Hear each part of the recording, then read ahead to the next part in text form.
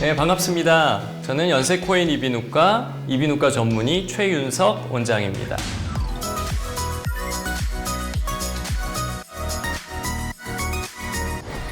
오늘 제가 여러분하고 나누고 싶은 얘기는 많이들 궁금하시는 내용 중에 하나일 거예요. 비염이란 질환이 사실은 그렇게 멀리 있는 질환이 아니죠. 굉장히 많은 사람들이 사실 비염이라는 걸 앓고 있는데, 이제 비염 치료를 할 때 비염 수술이라고 하는 개념이 있어요. 근데 이렇게들 알고 있는 경우가 간혹 있습니다. 비염 수술을 하면 재발하는가? 네, 이런 궁금증을 갖고 계신 분들이 간혹 있는데요. 제가 오늘은 그래서 그 비염 수술이 무엇인가, 그리고 일반적인 치료, 우리가 생활에서 조금 도움 가질 수 있는 코 관리법, 이런 것들에 대해서 잠깐 얘기를 할까 합니다.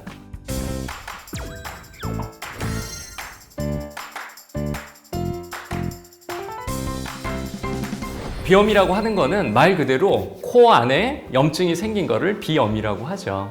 크게 분류를 하면 알레르기성 비염과 비알레르기성 비염, 이렇게 두 가지로 나눌 수가 있습니다.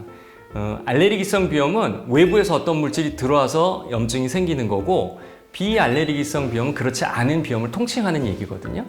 먼저 비염 수술이라는 게 뭔지를 알고 계셔야 될 것 같아요. 우리가 흔히 얘기하는 비염 수술이라고 하는 거는 코 안에 있는 그 염증이 생긴 점막을 고주파라든지 레이저라든지 아니면 다시 온열기구라든지 이런 거를 이용해서 볼륨을 줄여주는 거를 흔히 비염 수술이라고 얘기를 해요. 그런데 그거는 아주 일부의 수술을 얘기를 하는 거고, 사실은 비염 수술은 굉장히 큰 포괄적인 개념을 갖고 있습니다.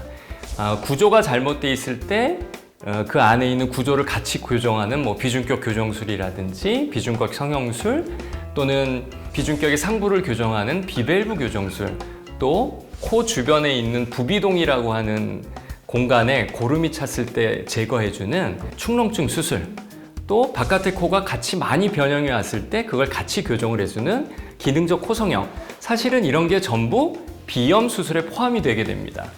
이 비염 수술을 왜 하게 되느냐 하면, 사실은 코의 기능이 나쁘니까 이제 하게 되겠죠? 근데 이제 코의 기능은 여러 가지 기능이 있는데, 간단하게 얘기를 해보면 우리가 숨을 쉬는 기능이 있고, 그 다음에 가온 가습을 해주는 기능이 있고, 냄새 맡는 기능이 있습니다. 그런데 이때 비염 수술을 하는 경우는 그 코의 기능 중에서 숨 쉬는 게 답답할 때, 이때 주로 비염 수술을 하게 됩니다. 근데 이제 비염 수술을 하면 재발을 한다고 사람들이 생각하는 경우가 있는데, 정답을 말씀을 드리면 오해입니다. 그러니까 비염 수술을 했을 때 재발을 하는 경우가 있고 하지 않는 경우가 있는데, 그게 왜 그런가 하면, 알레르기성 비염은 사실 코에 국한된 질환이 아니라 전신 질환이기 때문에 알레르기성 비염인 경우에는 그 점막을 줄여주는 간단한 비염 수술을 하는 경우에 그 수술만 가지고서는 다시 재발을 하는 경우가 분명히 있습니다. 그렇지만 비알레르기성 비염인 경우에는 잘못되어 있는 점막을 제거를 하게 되면 그거 자체로 수술의 효과가 영구히 가는 경우가 있게 되고요. 두 번째, 비염이 재발된다고 사람들이 생각하는 이유 중에 하나는 비염 수술을 굉장히 간단한 1차 수술로만 여기기 때문입니다. 사실 비염 수술이라고 하는 거는 코 안에 있는 염증을 다 제거하려고 하는 수술이기 때문에, 아까 말씀드렸던 구조가 잘못되어 있던 비중격을 교정하든지 비밸브를 교정하든지 아니면 기능적 코성형을 하든지, 이렇게 굉장히 포괄적인 문제를 다루는 영역이거든요. 그렇기 때문에 사실은 비염 수술을 했을 때 그 문제가 돼 있는 다른 구조적인 거를 다 같이 교정을 하게 되면 사실은 재발을 하지 않는 경우가 훨씬 많이 있습니다. 그래서 비염 수술하면 무조건 재발된다, 이거는 사실 틀린 얘기고요. 그러니까 종류에 따라서, 또 주변의 구조적인 문제를 같이 교정을 하느냐 안 하느냐에 따라서 재발을 한다 안 한다, 이렇게 얘기를 드릴 수 있을 것 같습니다. 우리가 그러면 사실 수술하는 게 다 좋지는 않잖아요. 그러면 우리 코가 건강할 수 있도록 생활환경을 만들어주는 거를 알고 있으면 도움이 되겠죠? 여러 가지가 있는데 그 중에 하나만 말씀을 드릴게요. 건조하지 않게 하는 겁니다. 가습기를 사용하는 겁니다.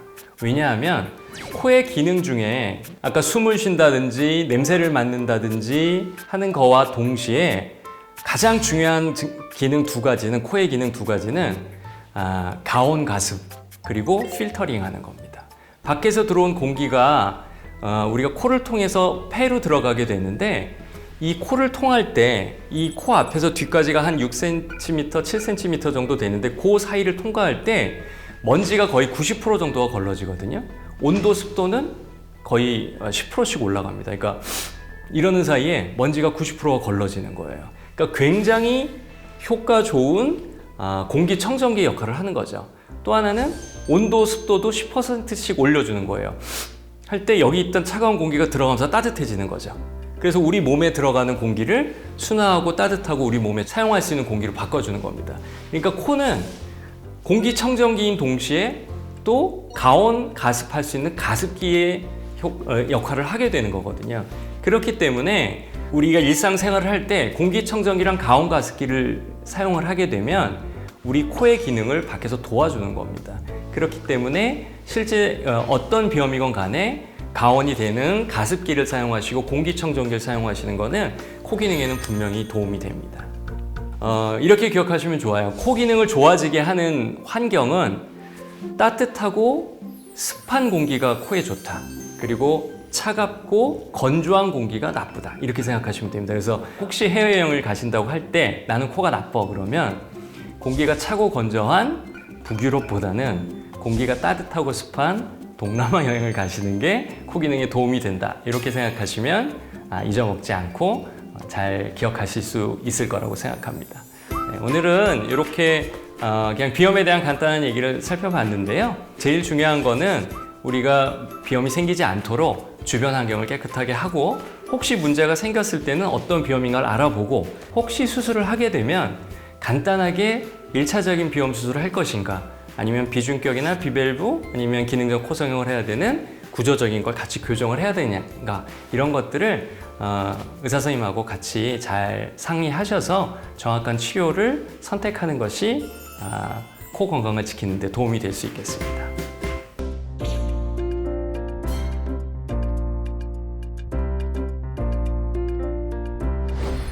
별거 아닌 것 같지만 사실 입에서 구취가 심하게 나는 경우는 주변 사람도 괴롭지만 본인들 그 입냄새가 나는 본인도 사실 굉장히 괴로워합니다. 사람이 이제 사회적 거리가 있잖아요. 근데 이제 가까운 사람일수록 그러니까 대중, 뭐 친구, 연인 이렇게 갈수록 점점 거리가 가까워지는데 그때 거리가 점점 가까워질수록 내가 입냄새가 심한 악취가 나면 그 사람과의 그 대인관계도 사실 별로 안 좋아지게 되고 그리고 그거에 따른 내 자신감도 결여가 되고 또 그거 자체 때문에 여러 가지 문제들이 이제 동반되게 되거든요. 입에서 악취가 나는 원인은 크게 보면 4가지 정도가 있습니다. 이제 하나는 치아 자체에 문제가 있는 거죠. 그러니까 치아 자체에 문제가 있어서 여기에 균이 생기거나 염증이 생기게 되면 그 잇몸에서 나는 냄새가 있을 수 있습니다. 그게 첫 번째고요. 두 번째는 코가 안 좋아서 코에서 넘어오는 물질 때문에 입냄새가 생길 수 있습니다. 정상적으로 하루에 나오는 콧물량이 한 1.5리터 정도 되거든요. 그런데 이제 코에 비염이 있다든지 다른 문제가 있을 때 축농증이 있다든지 코에 있는 그 콧물들이 세균 같은 게 들어가서 쉽게 말하면 썩는 거예요. 그러니까 썩은 물이 뒤로 넘어가니까 그것 때문에 입냄새가 나는 경우가 있습니다. 세 번째는 이 위장에서 올라오는 거죠. 위에 있는 그 위산이 역류하는 질환이 있는데 그거를 역류성 식도염 또는 역류성 후두염이라고 얘기를 하거든요. 그래서 그런 질환이 있으신 분들 특히 위산이 자꾸 넘어오는 분들이 있는데 그런 분들은 식도관략근이라는 게 있어요. 그러니까 위장이 있고 구강이 있고 그 사이를 연결하는 식도가 있는데 그 식도는 원래 이렇게 관략근으로 이렇게 딱 조여지게 되거든요. 그런데 식도관략근이 늘어져 있게 되면 그 안에 있는 가스 같은 게 자꾸 올라오게 되는 거죠. 그래서 위산이 자꾸 역류되는 분들이 또 입냄새가 나요. 그래서 위에서 내려오거나 위에서 올라오거나 치아 자체에 염증이 있거나 이럴 때 구취가 나기가 쉽게 되는데 이 3가지의 가운데 있는 게 편도선입니다. 편도선이라는 게 있는데 편도선은 입 주변에 보면 밖에서 들어오는 그 물질들을 입에서 약간 걸러주는 이런 면역 체계가 있거든요. 그런 임파선이라고 하는 입 안에 있는 임파선 조직들이 있는데 그 중에 제일 큰 거를 편도선이라고 생각하시면 됩니다. 이 편도선 자체는 사실은 5살, 6살 정도까지는 굉장히 중요한 면역기관으로 작용을 하지만 16세, 17세가 되면은 사실은 큰 면역기관으로는 작용을 안 해서 거의 맹장 같은 기관이라고 보시면 되는데, 문제는 코에서 이런 분비물이 많이 나오든지 구내 염증이 자꾸 많이 생겼다든지 또는 위산이 넘어오면서 좀 좋지 않은 환경을 만들 때 이 편도선 자체가 좀 커지는 경우가 있어요.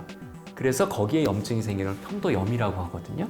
그래서 이 편도선에 염증이 생겨도 구취가 좀 심하게 날 수가 있습니다. 그 중에서 가장 심한 똥냄새를 일으키는 원인, 하이라이트, 이거는 편도결석이라고 하는 게 있습니다.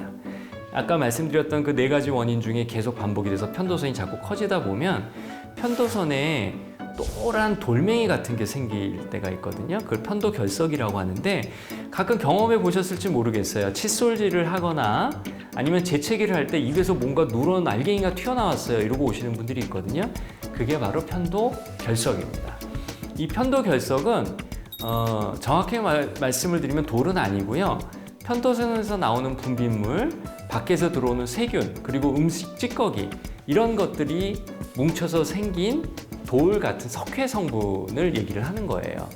그래서 이 편도결석이 생겼을 때 사실은 아까 처음에 말씀드렸던 똥 먹었니? 라는 얘기를 하는 가장 큰 원인이 되게 됩니다. 그래서 이런 것들이 굉장히 냄새를 많이 나게 하거든요. 그래서 사실은 그 3가지 때문에 편도결석이 생기는 거기 때문에 그 3가지 중에 한 가지만 없어도 안 생겨요. 첫 번째, 밥을 안 먹으면 안 생겨요. 음식을 안 먹으면 안 생겨요. 그럼 대신 죽겠죠? 네. 세균이 안 들어와도 안 생겨요. 근데 그거 우리 마음대로 조절할 수 있었으면 사실 우리 3, 4년 동안 고생했던 코로나 시대도 없지 않았을까라고 생각이 듭니다. 3번째는 편도선이 없어도 안 생길 수 있습니다. 그래서 염증 때문에 그게 커져 있다고 하면 사실은 편도선을 조금 없애버리면 편도결석이 당연히 안 생기게 되죠. 결석 때문에 편도선 수술을 하는 경우는 대부분은 고주파로 간단하게 5분, 10분 내에 제거할 수가 있습니다. 그래서 편도선 자체의 볼륨 자체를 줄여주면 그 편도선 자체에서 나오는 물질이 없어지고 그 음식 찌꺼기나 세균이 고이는 공간이 없어지기 때문에 결석이 생기는 확률이 굉장히 줄어들 수 있습니다. 물론 편도결석이 생겼을 때 가끔 그 편도결석만 제거하는 그런 시술을 하기도 하거든요. 한두 번 정도는 그렇게 결석을 먼저 제거를 해보는 게 맞습니다. 왜냐하면 그렇게 제거하고 내가 관리를 잘하면 또 안 생기는 경우도 있거든요. 그래서 간단하게 결석만 제거하는 시술을 해보셔도 되는데, 가까운 이비인후과 찾아가시면 한 5분 정도면 다 해결이 되니까 먼저 제거를 해보시고, 너무 반복되는 경우에는 수술적으로 제거한다, 이렇게 알고 계시면 될 것 같습니다. 자, 그러면 사실은 이렇게 편도결석만 제거를 하든지 편도선 수술을 해서 편도결석이 안 생기게 하는 방법도 있지만, 그 전에 편도결석이 안 생기도록 예방하면 더 좋겠죠. 그래서 그 예방법을 말씀드릴게요. 2가지만 기억하시면 됩니다. 하나는 물을 자주 드시는 거죠. 이제 수분이 많아서 자꾸 씻어주면 됩니다. 우리 하루에 2리터 이상 물을 마시라고 권유하잖아요. 그래서 물을 자주 먹는데, 이때 중요한 거는 많이 먹는 게 아니라 자주 드시는 겁니다. 자주 드셔서 자꾸 씻어주는 게 하나 필요하고요. 2번째, 식사하시고 3분 내에 양치하기입니다. 이게 음식 찌꺼기가 남아있을 때 그거 자체가 구강이나 또 편도에 염증을 일으키는 원인도 되지만, 그것들이 그 안에서 이제 침과 섞이면서 끈적끈적한 물질들이 되고, 그것이 편도선에 끼게 되면 세균이 들어가면서 결석으로 바뀌는 거거든요. 그러니까 식사하시고 꼭 닦아주시는 게 좋고요.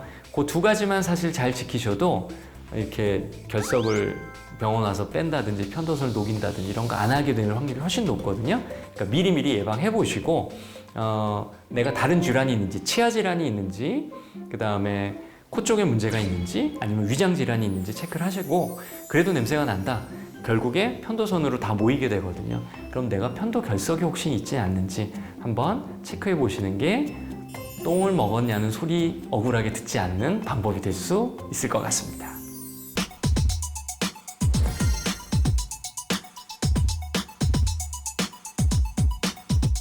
먼저 우리가 코골이라는 얘기도 하고 그 다음에 수면 무호흡증이라고 하는 얘기도 하는데 둘 차이가 무엇인가부터 좀 알아볼게요. 먼저 코골이라고 하는 거는 우리가 잠을 잘 때 코나 입으로 공기를 들이마시잖아요.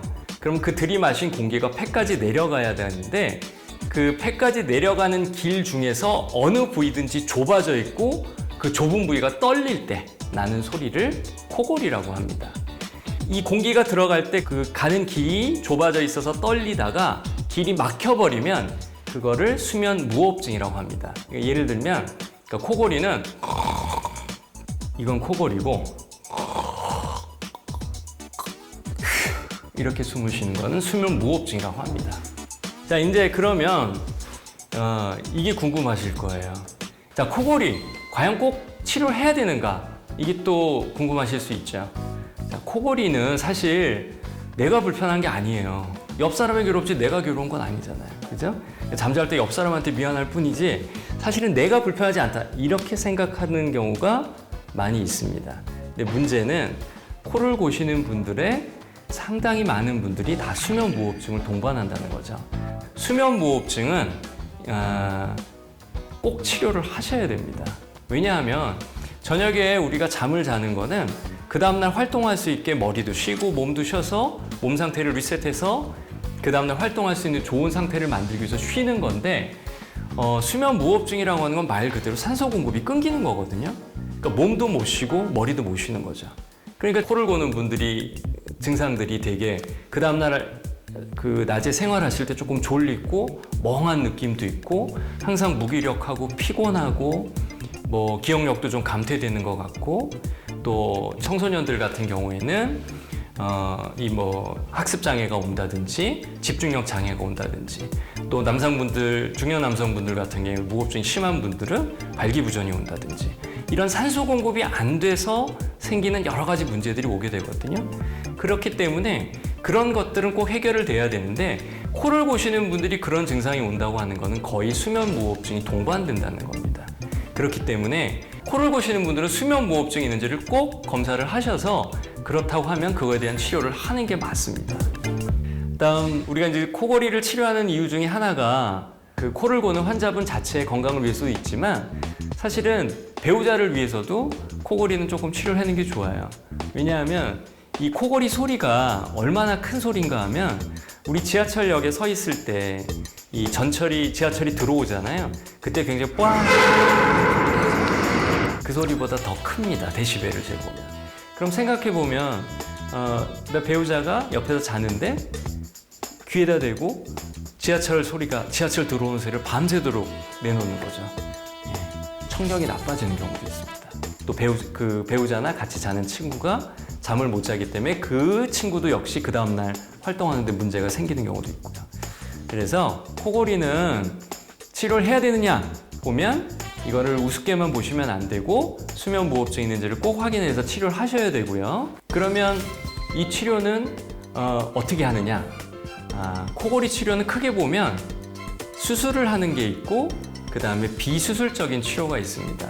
아까 말씀드린 대로 숨이 들어가는 길이 좁아져 있을 때 떨리는 게 코골이잖아요. 그런데 이 코골이는 코에서 나는 소리가 아니에요. 거의 다 목에서 나는 소리예요. 왜냐하면 떨려야 되는데 코는 되게 딱딱한 구조이기 때문에 그 안에 물혹이 생기기 전까지는 떨리질 않거든요. 근데 목에 있는 부분은 목젖이라든지 혀라든지 이런 부드러운 연조직들이 있기 때문에 걔네들이 떨리면서 나는 소리가 코골이고 그게 이제 뒤로 막혔을 때 무호흡증이 생기는 겁니다. 그래서 그런 경우에 얼마나 산소 공급이 떨어지는가를 보기 위해서 수면다운 검사라는 검사를 해요.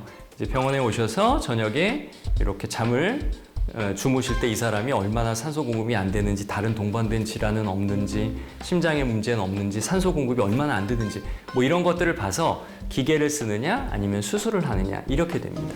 자, 근데 아까 제가 허투루 말씀드렸듯이 수술을 하면 그럼 과연 재발을 하는가? 이게 이제 궁금하실 텐데요.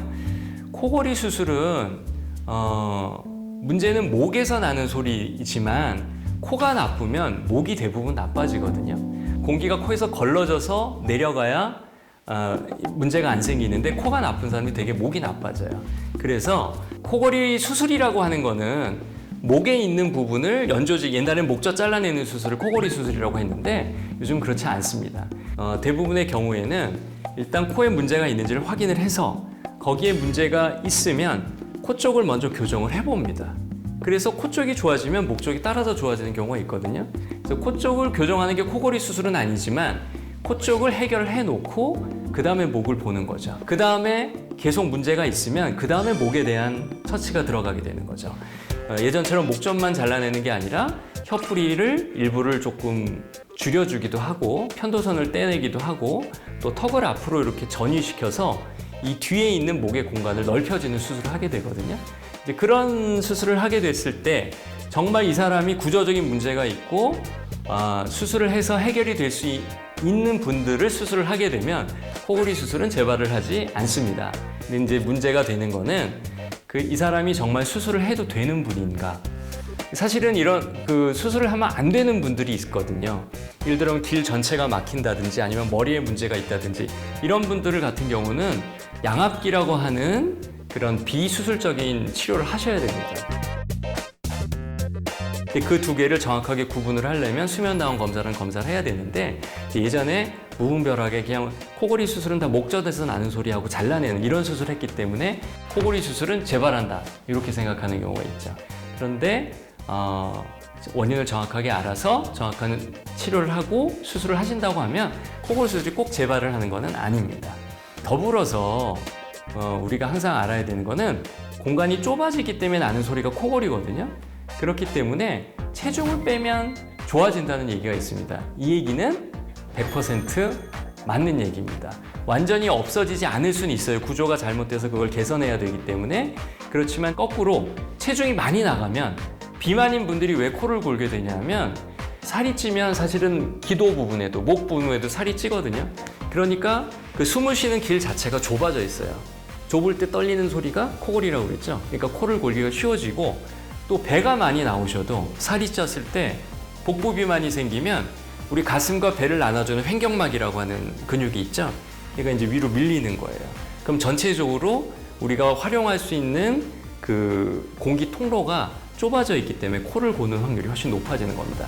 그렇기 때문에 사실 내가 과체중이다 그러면 그 체중을 줄여주는 것만으로도 사실 많은 도움을 받을 수가 있고 또 하나 사실 코를 고는 동물은 원칙적으로는 인간밖에 없어요. 정말 뚱뚱한 애들은 골아요. 저희 집 강아지도 이제 옛날에 코 고는 걸 제가 봤는데 원칙적으로는 그렇습니다. 똑바로 누워서 자는 인간한테 이제 코골이가 사실 문제가 되는 거죠. 왜냐하면 목젖이나 혀 같은 게 다 뒤로 누워지기 때문이죠. 그러니까 여기서 힌트를 얻으시는 분들도 계실 거예요. 네, 옆으로 자면 코를 고는 확률이 조금 줄어듭니다. 그래서 혹시 옆에 있는 배우자분이 코를 너무 심하게 고면 옆으로 살짝 이렇게 밀어주시면 옆으로 눕혀놓으면 조금 덜 고는 경우가 종종 있습니다. 물론 경우에 따라서입니다. 제일 중요한 거는 이 치료하는 방법에는 양압기라는 걸 쓰는 방법도 있고 수술을 하는 방법도 있는데 그거를 구분하기 위해서는 수면다운 검사라는 검사를 꼭 하셔야 되고요. 수술을 하는 경우에도 단순히 목젖을 잘라내는 수술이 아니라 그 원인이 되는 애들, 코가 문제가 있다든지 턱이 작다든지 혀가 크다든지 이런 것들을 확인을 해서 거기에 맞는 정확한 수술을 하면 효과를 보실 수가 있고요. 더불어서 내가 과체중이다 그런 분들 같은 경우에는 체중을 줄이는 생활 습관 바꾸는 거, 또 근육이 늘어지지 않게 적정한 운동을 하시고 흡연이나 또 음주를 너무 과하게 하시는 거는 그 근육 자체를 늘어지게 만들기 때문에 코골이를 좀 악화시키거든요. 그런 생활 습관들을 같이 교정하면 적절한 치료와 함께 확실히 코골이 잘 조절할 수 있을 겁니다.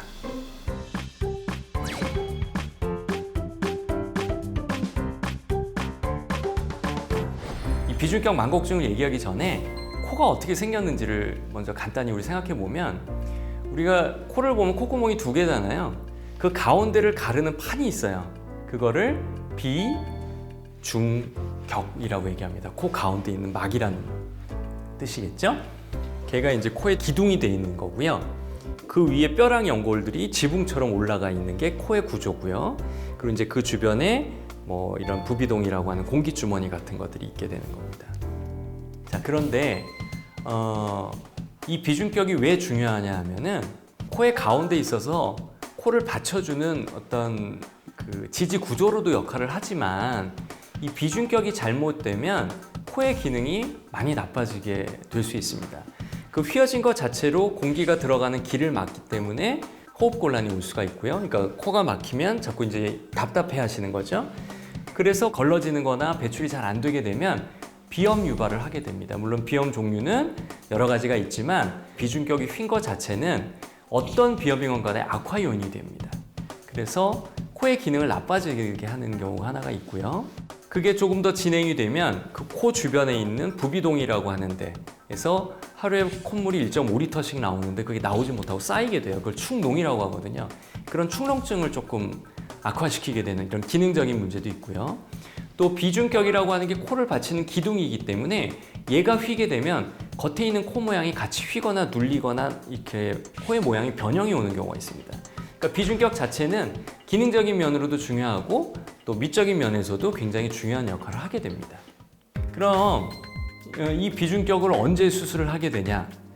크게 보면 세 가지가 있어요. 하나는 비중격 자체에 문제가 있을 때, 두 번째는 비중격 때문에 주변에 다른 문제가 생겼을 때, 세 번째는 비중격을 이용해서 다른 수술을 해야 될 때, 이렇게 세 가지로 나누면 됩니다. 첫 번째는 비중격 자체에 문제가 있을 때는 수술을 받아야 되죠. 왜냐하면 비중격이라는 게 가운데 똑바로 있어야 되는데 얘가 휘어지고 꺾이고 막아버리게 되면 코로 숨을 못 쉬게 되거든요.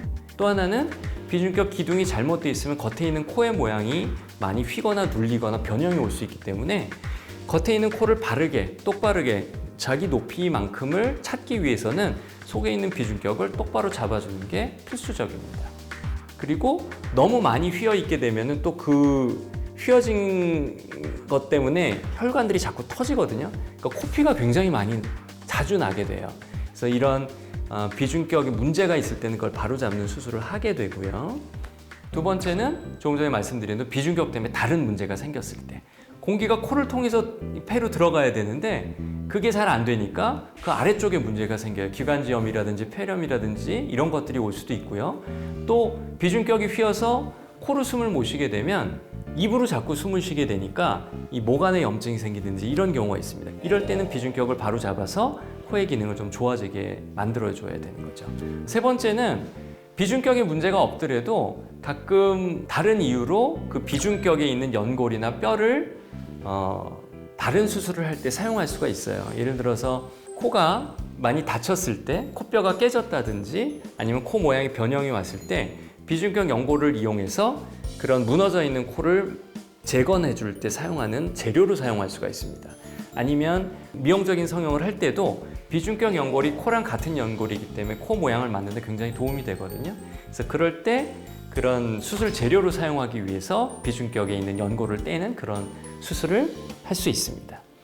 어느 정도 내가 불편함을 느끼면 수술을 좀 고려를 해보고 그러니까 내가 비중격이 많고 되는지 모르는 사람들도 있어요. 그렇죠. 사실 비중격이 휘어진 정도만 보면은 전 국민의 한 4분의 1 정도는 어느 정도는 휘어 있어요. 근데 그 중에 문제를 일으키는 분들이 한 절반 정도 이렇게 보시면 되거든요.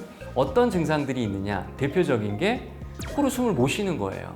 코로 숨을 못 쉬어서 한쪽이 너무 심하게 막힌다든지 양쪽이 번갈아 가면서 막히는데 그게 내가 일상생활 할 때 예를 들어 저녁에 잠을 못 주무시는 분들이 있어요. 아니면 쉽게 피로하다든지 아니면 뭐 자꾸 기억력이 감퇴된다.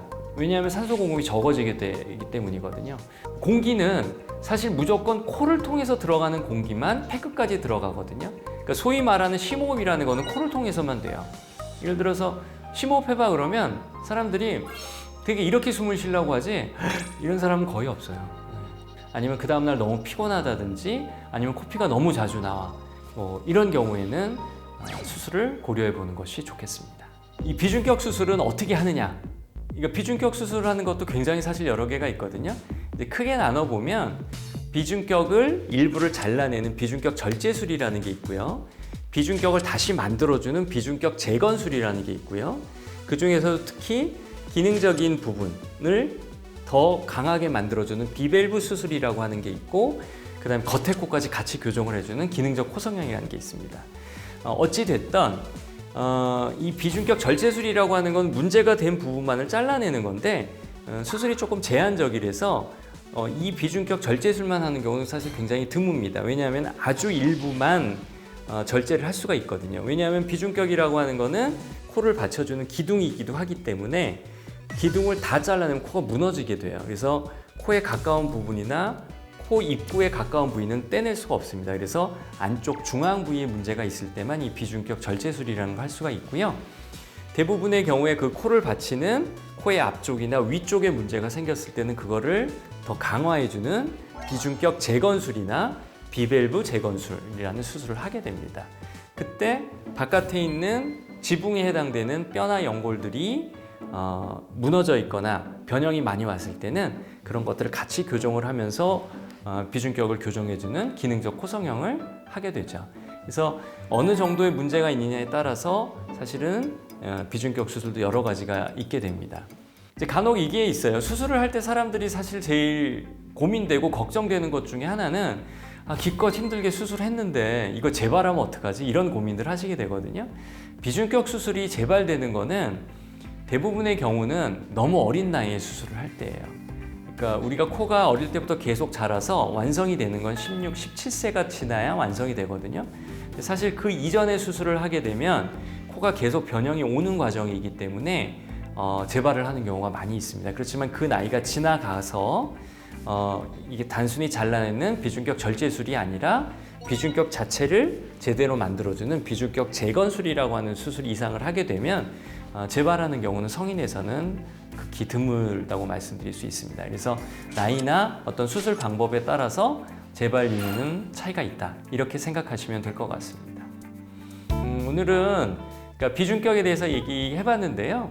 그러니까 비중격은 코 중간에 있는 막인데 이게 기능적인 면도 있고 미용적인 면도 있다는 걸 알고 계시면 될 것 같고요. 그래서 얘가 비중격 자체가 문제가 있든지 이것 때문에 주변에 다른 문제가 있든지 이럴 때는 얘를 바르게 만들어주는 수술이 필요하다. 이렇게 생각하시면 될 것 같습니다.